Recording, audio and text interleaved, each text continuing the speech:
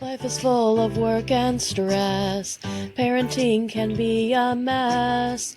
Being a woman is hard enough without adding on that extra stuff. We'll cover topics of every kind. Helpful resources we will find. We'll even drink a bottle of wine. Join us. It will be a real good time. Hello, and welcome to Working Moms Spill the Tea, because we're drinking tea today and not wine. I just went and realized my tongue is orange because I've been eating Cheetos. Very nice. I'm Amanda. And I'm Nikki. And I totally messed up our introduction, I'm just now realizing, but we're going to roll with it. It's okay. We did a different one because we're spilling the tea on That's our right. favorite books. And, well, I guess we can't really call it favorite because you haven't finished it. But Well, it's a favorite author of mine. We're definitely covering another Jeneva Rose book. What kind of tea are you drinking tonight? I'm drinking hibiscus tea, and I actually have 2 cups because I'm almost done with this one. So I brewed a second one in my chip mug. Nice. I have Berry Mania. Oh, yeah. So it's called Berry Mania, and I put in a little honey and a little splash of milk because I'm extra. And I Ooh, have milk. my I put little honey in mine, but not milk. jasmine mug you gave me that says bold and beautiful. Well, now I wish I'd used my Belle version of that mug. We could have matched. Well, maybe for recording number 2. There we go. So throw on your Jimmy Jams and come join us. And we are reading Get a warm cup of tea or cocoa or something. Dating After the End of the World. And we're going to cover chapters 1 through 10 in this first session. So if you haven't read it yet and you don't want spoilers, go pick it up real quick and come back. But come back. Mm-hmm. I'm just realizing I'm going to have to turn this cup the other way because if I drink it this way, it's going to spill out the chip onto me. It's funny. Do you remember your first impressions before you got too far in, like what you thought about the book overall? Yes. I was intrigued, but I also, once again, as per usual with this author's books, immediately hated the main male and was like, I know exactly what's going to be his problem. Though. Yes, I think so too, but I don't know. Sometimes I wish it was a little sneakier. I feel like when you meet the first man that's going to be a problem in her books, like you know immediately that he is going to be a problem and what problem he's going to be. Yeah. And that was... Isn't a bad thing, but I don't know. Maybe a little more surprise there would be cool. When I was going through the first few chapters, I felt like they were very short, going by very quick, and that everything was very surface level. That it wasn't... I was like, is she getting lazy? Are we just like throwing a book together? And don't quote me on this because I could be remembering things wrong. But if I'm right, this is the one that she wrote because her dad asked for either a zombie thing or a romance thing. I don't remember. He might have asked for romance, yeah, I think and she's like, I'm going to do it with zombie. Thing. Okay. So I'm like, maybe it's just because she's doing this one for her dad. Maybe the heart's not in it. I don't know. But I will say now that I am a little farther in, the whole book is not like that. So give the pilot episode a chance.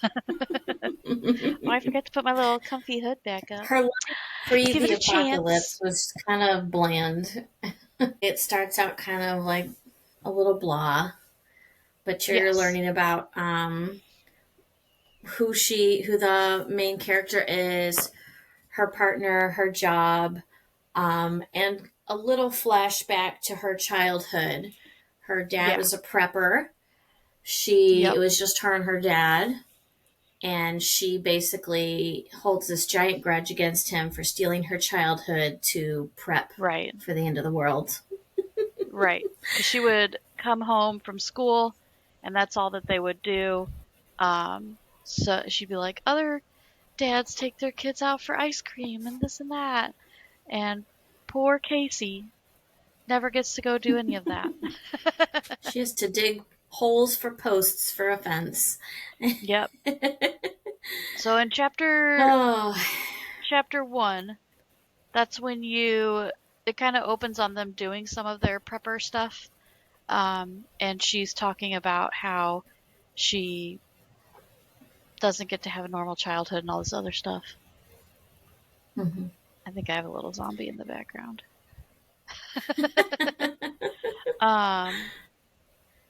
So then we go And then chapter 2. well, in Okay. chapter 1, you also find out about the main antagonist, Blake. So Blake is a kid that teases Yes. her at school.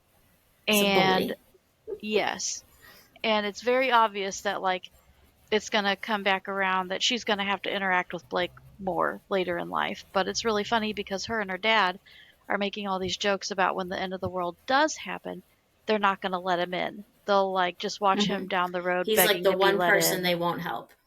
Exactly. And when they're at school, he calls her Doomsday and does Among things some other like, things. yeah, of course, there's the teasing and the bullying, but she mentions one time where she opens her locker and cans of beans fall Oh, out and stuff yeah. like that. Chapter 2, we meet her Oh, current yeah. life. She's a Yes. resident at a It's hospital. 16 years later, it says. Yes. She's got a fiance who's a doctor. Mm-hmm. Dr. Nate Warner. Stick my nose in the air. He's a And they snob. do the whole Grey's Anatomy making out in the hospital when they can thing. And then I put, because during this chapter, that's when the apocalypse starts happening. People start Yeah. turning into zombies, and she gets bit. And I said, damn, that escalated quickly. It was like 1 minute they were having a conversation, and the next minute someone was a zombie and bit her in the arm. And I was like, whoa. My first thought, and I Came out mean, of they do, nowhere. in the background, there's news reports about the latest virus or whatever. And so when Yeah. you go into the book knowing a little bit about it, you're like, oh, okay, this is it. This is going to be the thing See, that turns that didn't everyone. even, it didn't even ring a bell to me. It should have, but it did not. Nikki. They're talking about viruses, and I'm just like relating this to like, oh, COVID, like, whatever. And yeah, I know what the book is Oh, about. The title Nikki. is obvious, but I did not. That's funny. That's hilarious. I did not. Well, so yes, it's very because they're having repeat people come back with this virus. So they've Mm-hmm. already been treated, sent home with pain medication, whatever, and they're coming back. And so smartly, Nate thinks, okay, let's treat the ones that are coming back first, see what's not working for them, prescribe them like the next round of ideas, and then we know when everyone else comes in what we're gonna do because we know this first round of stuff is not working. Um, Yeah. there's one lady who like starts to lose her memory. At first, she was just like really tired and out of it. Casey moves on to the next patient who is starting to get agitated. And then that's when she figures out the first patient is having memory issues because she sits up, she starts asking, where am I? Who am I? Kind of stuff. Casey goes back to her, tries to talk to her. And that's when the second dude that she was checking on comes over and bites her. My first thought was, Right. is she not really the main character? Like, is this a situation where we find out that, like, it's not really about her? Right, because she gets bit, and you're like, oh, Yeah. okay, she's a goner. I was like, that escalated quickly. Right. I did not But expect then that at all. the next chapter, fast forward 6 weeks, and she's not infected. And so Yeah. I said, how? Right. Shake my Right. head, luck of the draw.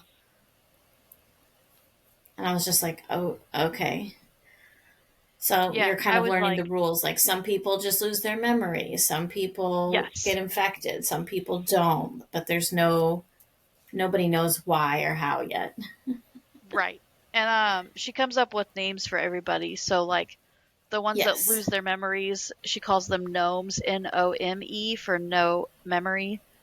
The ones that are Mm-hmm. zombies are biters, obvious reason. Obvious. And Yeah. then there's a group of people she calls burners, and that's just people who want to watch the world burn. They're not Mm-hmm. infected.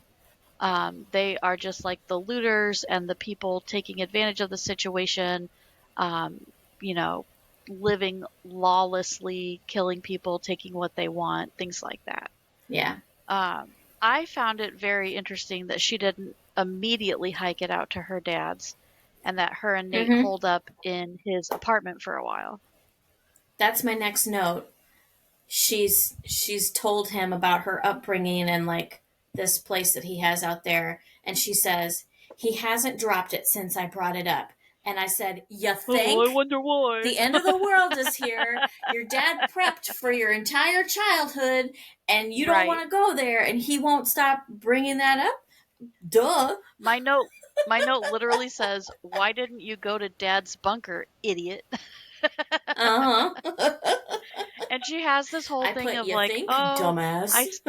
yeah, I still have this thing against him and I resent him and blah blah blah and I haven't been in good contact." No one cares at this point. World is ending. You know he's got the setup. Get your butt out Mm-hmm. there. Right. But I guess we had to have an impetus for ending our relationship because that's exactly what happens. If she ran Oh out to my the god. bunker, then she would have had Nate with her the whole time. But instead, they get attacked while they're still in his apartment. And of course, Yeah, she's they get got some attacked by training. burners. Yes, three of them. And she's got some training from when she was younger, and she's very rusty. But she does manage to fight them off to an extent. And then at one point, Nate looks around and is like, you know what, this is a losing battle. And he leaves. And they even had like a meeting spot to meet up at later, and he's not there. So she does manage to get away. He's not at the meeting spot. So she hops in her truck and, in very dramatic fashion, manages to leave the city and finally decides to go to her dad's. Yeah. So they're being attacked. She watches Nate look at her and then run out the door and bail on her. She goes to their Right. meet point at his car, and his car is gone. So she's like, what the hell? Because she's a badass and she stood her ground and got out of there. And Right. he just left her to die. So she finds her truck, Um, pieces out to Dad's. And then I said, I really thought in this battle, instead of seeing him flee, that he would turn into a zombie.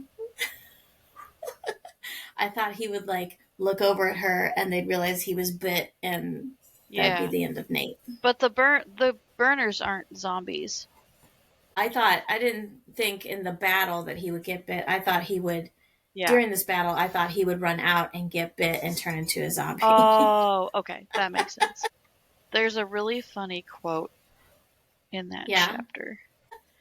I didn't The say that bowling right. ball that is my vehicle continues to knock down the fleshy pins as it speeds ahead. I was like, that's a Ugh. hilarious analogy and a little gross. She escapes out of the city. She's driving to Dad's, knocking over bodies like bowling pins. I keep forgetting my hood. Oh, I put chapter 5, you rolling over the zombies. That's funny. Chapter 6, Dad gave up on her 6 weeks in. Sure. That's what I put. So she shows up to Dad's. He's shocked to see her. Apparently, he Yes. was searching for her and then just, I guess, assumed the worst, gave up, and quit searching. Yeah, it sounds like he felt like he couldn't go very far because of having to like return back to the base all the time. Yeah. And when she gets to the base, she finds out there's a bunch of other people. Like her childhood best friend And her and mom. this, well, The childhood friend's oh, mom, not okay, the yes. character's mom. Yeah, and a lady that And a pretty much was a neighbor. stand-in mom or grandma, if you Yeah. will, Yeah. Elaine. Mm-hmm. And then And her aunt and uncle and their 2 sons that are yes, adults. yep. In fact, the one son, JJ, when she first gets on the property, of course she gets there late at night. Great setup for someone like accidentally trying to shoot her or something. And he comes up behind her, but she disarms his gun right away and is like, be better next time, basically. And he's like, oh my gosh, it's my cousin. She's a badass. But, of course, there's someone in her room, and it's Blake. And I wrote in all caps, dun, dun, I dun. knew he was going to factor in. Blake, of course, grew up to be a Navy SEAL, so he's the perfect friend to have in this scenario. And Dad's become BFFs with him. So he claims. We don't know this yet. So Blake claims that they're friends, and that's how he got let in. And she's like, what the hell? Hints. We literally talked about this being the one person that could never stay here. Right. What is he doing here, and why is he in my room? Right. And it's, there's some hints, too, that, like, there's something more to this whole Blake thing beyond the initial bullying from, like, elementary school or whatever. And we're getting snippets of flashbacks. And, of course, my prediction at that point was that he does that whole thing where, like, you start to make the nerd think that you're interested in them, but it's all because you're just gonna, like, pull the rug out from under them at the end and be like, I never loved you, like Hans with Anna or whatever. So we haven't figured out if that's really the case yet or not. Through the flashbacks, you do start to notice that, like, there's a spot where he stops being rude to her and starts trying to be nice to her, and she's trying to figure out, is there an ulterior motive? But my prediction is, at the very least, he's an ex, and potentially a lot worse, because perhaps this is a thing where he used her feelings on purpose. But yeah, we will see. For the last chapter of this section, so the chapter before, I think it's like the end of the chapter before, one of Casey's cousins, Greg, is shooting at a zombie that's, like, there's a whole bunch of, like, barbed wire fence. Like, this property is impressive. There's a fake house. The real house is way back in the woods. There's barbed wire all around the property. There's sniper towers. There's all kinds of stuff. So on the barbed wire, like, the zombies will get caught and then they will shoot them. But Greg is, like, wildly shooting. He's not, like, taking his time and being precise. Yeah. And so Blake is, like, freaking out because he's like, he's making all this noise, and the noise is going to attract more zombies and blah, blah, blah. So he goes out there and gets onto Greg. And then in the final chapter in this section, Casey and her childhood friend Tessa are hanging out. Greg comes in all mad at Blake for yelling at him.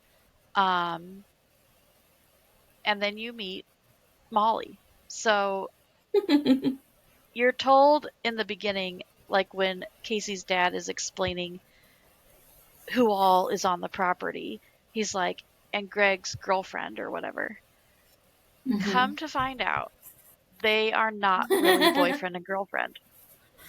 So what happened was Greg decided to have a one-night stand.